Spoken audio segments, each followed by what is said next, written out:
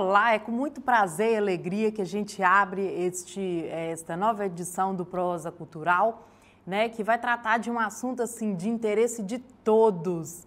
Nós vamos falar de um tema que está presente na nossa vida quase que 24 horas por dia, né, que é a fotografia. E para falar desse assunto tão interessante, né, tão presente na nossa vida, o Prosa Cultural convidou o fotógrafo oficial da Univale, que é o Osias, tá? Osias, é um prazer recebê-lo aqui no Prosa Cultural, tá? A gente circula muito, a gente se encontra muito nos eventos, né? Então, é um prazer recebê-lo, né? E sinta-se aqui em casa, né? Não, com certeza, né? Para mim é uma grande satisfação estar aqui no Prosa, né? E tudo. E falar de fotografia, né? Para mim, sabe? É algo que traz um sentimento muito bom, né? Porque a fotografia ela gira em torno do registro, né? Do presente, e aí já entra em seguida a memória, né? Porque a história está acontecendo em todo o tempo, né? Então falar de fotografia para mim é muito gratificante. E qual que é o seu caminho, né? Qual tem sido o seu caminho, a sua história com a fotografia? Sim, então a fotografia ela faz parte assim da minha vida desde a infância, né? Onde eu tinha muita questão da observação dos álbuns de família, das fotografias de família, né? Que era muita coisa em preto e branco, né? Na década de 80, e onde tinha também os monóculos, né? Que era um aparelhinho quadrado, que tinha uma fotinha e uma lentinha que você colocava no olho ali. Me lembro muito bem, sou dessa época. E eu gostava de olhar, às vezes, fotos, tinha fotos do meu pai, né? Meu pai foi padeiro muitos anos em Valadares, uma padaria que não existe atualmente, que é a padaria Lopes, né, da Marechal Floriano. Eu lembro que tinha os monóculos dele lá, fazendo biscoito, né, trabalhando na confeitaria da padaria. E quando eu sentia saudade dele, eu olhava, pegava os monóculos lá e olhava a fotinha do meu pai, né? Ali era muito gostoso. Então, umas fotos também da igreja que a gente fazia parte, as de família, né? Então, desde a infância, eu gostava muito de ver ali a fotografia, porém, as câmeras, né, ainda era algo distante da minha realidade, da minha condição, da minha classe social daquele tempo. Então, ficava muito na questão do olhar, da observação mesmo, né? E também que eu considero um fator relevante, né, na minha formação fotográfica, é a observação de imagens por meio dos livros. Então, naquele tempo, nós não tínhamos, né, internet, o acesso à informação como hoje. Então, minha casa tinha uma estante, havia muitos livros de história, de artes, geografia, né? De história natural, de uma certa forma também. E eu gostava de ficar olhando ali as espécies, né? E havia livros que tinham uma divisão, né? Em árvores do Brasil, de aves, de pássaros, né? De animais marinhos. Então tinha muita coisa ali. Também os livros de história também, né? Que traz muitas cenas e muito dos livros de história também trazem ilustrações de obras de arte, né? Que contam, né? Onde artistas, pintores retrataram momentos da história. Então foram registrados em forma de arte. Eu observava muito aquilo ali. E os livros de arte em si, né? Eu até hoje ainda gosto muito do Van Gogh, né? Vincent Van Gogh, pintor holandês, né? Expressionismo, eu acho sensacional as obras dele, inclusive Amendoeira em Flor, né? Noite de Estrelas sobre o Ródano, são umas telas que eu amo de paixão, às vezes coloco até como fundo do celular, sabe? Eu gosto muito, né? Dessas obras. Então, eu creio que toda essa questão do acesso à imagem naquele tempo, que era algo mais, assim, como eu diria, mais restrito, né? Ficava muito na questão de imagens de livros e fotografias impressas, né? Eu também, naquele tempo, eu pratiquei muita filatelia, que é o colecionar selos postais. Então, através dos selos postais, né, a gente acaba conhecendo a cultura, um pouco mais da cultura do Brasil, que é imenso o nosso Brasil, né, com seus biomas, com as suas 5 regiões. E ali, através da filatelia, também eu conheci a cultura de muitos países, onde eu via ali as obras, né, estampadas nos selos de muitos artistas, de muitos pintores, de fotógrafos também. Então, os selos eles têm as séries comemorativas, né? Então, segue uma série, talvez, de animais, uma série de pessoas mesmo que são importantes naquela nação, né? Da cultura, dos costumes, né? E você acaba conhecendo e vendo a forma, observando as cores, o contraste, né? A forma que aqueles selos estão sendo ali estampados, né? Então, a filatelia foi uma grande paixão e eu acredito que ela contribuiu muito. Eu tinha preferência por alguns países, como a Polônia, as estampas da Polônia, as estampas do Japão, certo? Holanda também, gosto muito das estampas postais da Holanda. Então traz muita cultura, muita imagem, né? Sim. Então eu acredito que isso também contribuiu também. Tem um papel docente também muito importante, né? Porque ela é imagem. Eu, por exemplo, que sou professora de línguas estrangeiras, né? O inglês e o espanhol, é tão mais fácil você apontar para a figura e já falar a palavra, né? Que foi decodificada para a figura. Sim, né? Então, realmente a fotografia é muito fantástica, né? É muito encantadora. E aí a fotografia também tem esse papel de memórias, né? Ela preserva, né, a memória, né? Tem uma frase, né, que eu sempre digo, né, que o que não é registrado, a memória se perde. Eu não sei se alguém talvez já pensou isso, ou se já tem falado, porém eu não li em lugar nenhum. Sim. Mas é um pensamento, é um entendimento que eu tive. Acho que eu vou até patentear, sabe? Eu preciso patentear essa frase, sabe? Então, a história está acontecendo.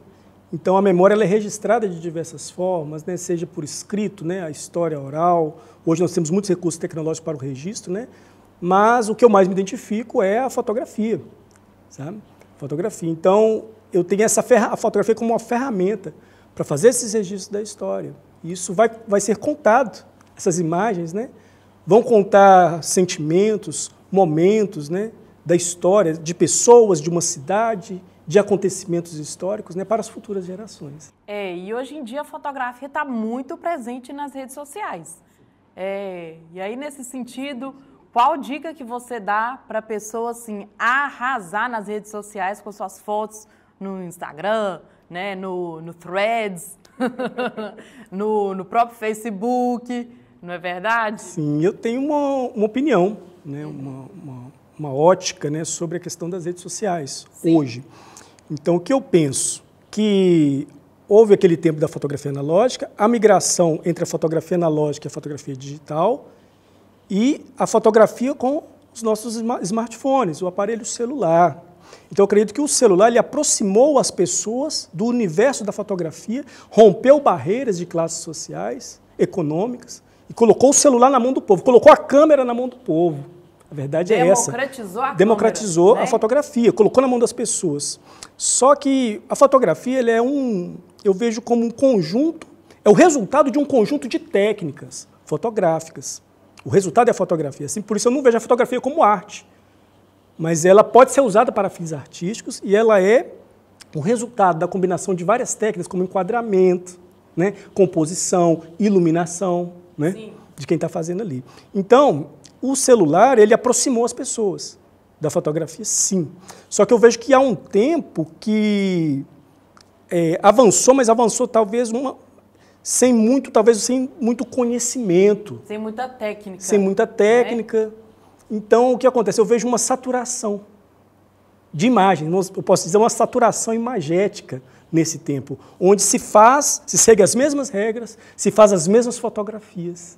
Sim. Tem até um Instagram chamado Insta Repeat, não sei se é assim que fala, ele mesmo mostra várias fotos feitas em vários continentes do mundo, mas é a mesma composição, com pequenas diferenças, mas seguiu a mesma linha, as pessoas copiando as fotos umas das outras, né? Então, eu vejo que nós estamos vivendo esse tempo onde há uma tonelada, eu poderia dizer, né? É despejada nas redes sociais todos os dias de fotografia.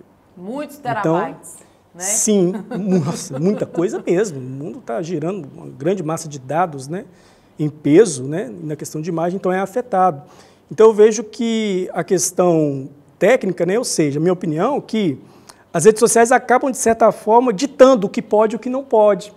Acaba, que eu digo assim, um pouco limitando a criatividade fotográfica, na minha opinião.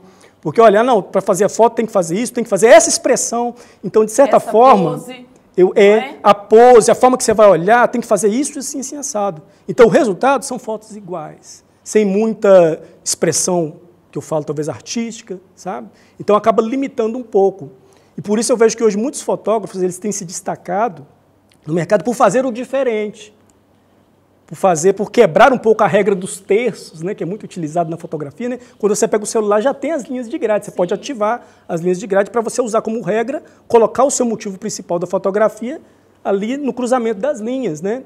Mas o resultado é legal quando a gente está aprendendo a fotografar. Eu não sou contra quem usa, porém, eu não posso ficar preso àquilo, porque o resultado poderão ser as mesmas composições. Às vezes eu estou querendo mostrar uma coisa, mas eu estou preso às regras. Então, as regras limitam o meu potencial fotográfico de criatividade.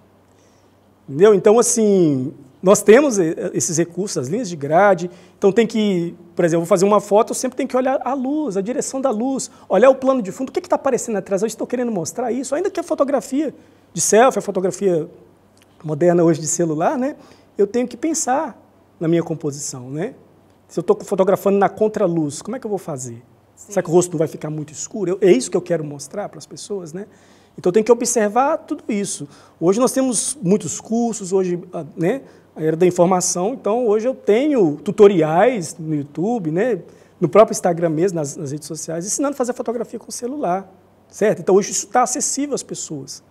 Mas aí, já a minha opinião pessoal, né, é que eu tenho que ter um equilíbrio. Eu tenho que conhecer, sim, as técnicas, as tendências das redes, as tendências fotográficas, porém, eu tenho que me situar para que haja um equilíbrio, para que isso também não venha, de certa forma, limitar completamente a minha criatividade, porque eu não posso fazer, porque quem vê poderá me reprovar.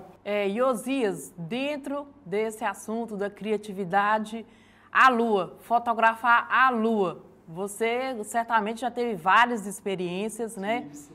E realmente é muito difícil fazer um clique aproximado do real dela, né? Sim, então o que acontece? Por exemplo, o contexto da Lua, né? Eu fotografei muito no início, assim, a gente empolga bastante e realmente é fantástico. Cada nascer de uma Lua é único, é especial. Eu vejo dessa forma. Então, na questão da Lua, nós temos hoje, como os smartphones eles têm avançado, então nós temos uma certa facilidade hoje pelo fato de eu ter o controle dessa luz. Por exemplo, se eu estiver com o celular, né, eu tenho o modo Pro, né, ou seja, eu posso fazer toda a configuração manual, e ali eu tenho o controle do balanço de brancos, eu tenho também o controle ali do obturador, certo? Então eu posso limitar aquele excesso de luz de uma lua cheia, por exemplo, né? Eu posso limitar esse excesso de luz no celular. Aí eu consigo ver lá, né, aquele desenho bonito, né, do São Jorge lá, né, da lua, consigo ver sem estar aquele excesso de luz todo, né? As câmeras super zoom, né, avançaram também bastante, né? Então com elas eu tenho uma facilidade maior, né? Talvez no modo automático fique mais difícil, seja no celular ou com uma câmera super zoom. Exatamente. Mas você fazendo uma configuração manual, a gente consegue, no caso da super zoom, dá para mostrar as crateras, detalhes da lua. Mas aí a lua cheia seria ideal? Não. Seria, por exemplo, a lua em quarto crescente, no meio do céu. É um momento ideal. Se você quer mostrar isso, você quer mostrar as crateras ali, aqueles detalhes, a textura da lua, seria o melhor momento para fotografar. Não próximo ali do horizonte, mas no centro e em quarto crescente.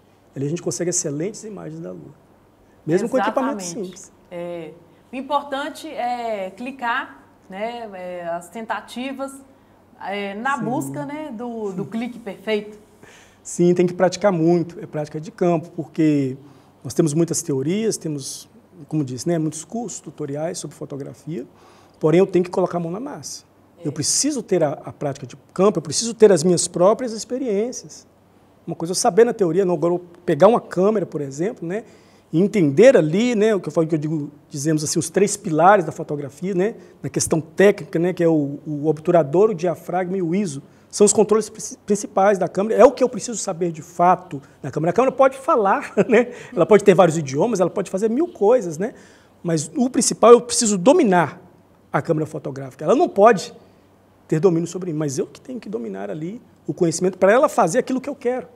A verdade é essa, eu tenho que dominar esses 3 pilares, né? Onde o ISO seria mais a sensibilidade, né? O obturador a velocidade, o diafragma ele controla ali a profundidade de campo, seja do primeiro plano, segundo, até um terceiro plano, se possível, que é possível colocar todos esses elementos, né, no retrato, mas para colocar tem que, né, ser muito bem elaborado para não haver saturação ali da imagem, né? Mas é sensacional. Então, eu preciso de ter esse domínio, sabe, do meu equipamento. E hoje o celular também avançou muito, já tem muita coisa bacana, já muitos recursos nós temos, né, da inteligência artificial. Então, eu não desprezo quem usa o telefone celular. O telefone celular dá boas fotografias. A tecnologia vem agregar. Vem agregar. Vem agregar. E Sebastião Salgado sempre, né? Eu sou fotógrafo com a sua cultura, não é com o seu equipamento. Exatamente. Então é a sua visão de mundo, a sua visão das pessoas. Né? É isso que é o diferencial.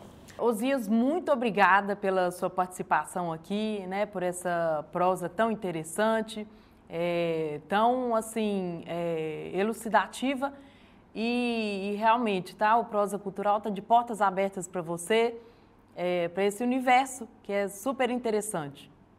Eu agradeço, tá? Me sinto, né, lisonjeado por ter sido convidado para participar desse programa, tá? Que é um grande sucesso, o Prosa. Tá? Sou muito grato. Sigo à disposição. Certo. Então ficamos aqui com mais uma edição do Prosa Cultural. Até a próxima e um forte abraço.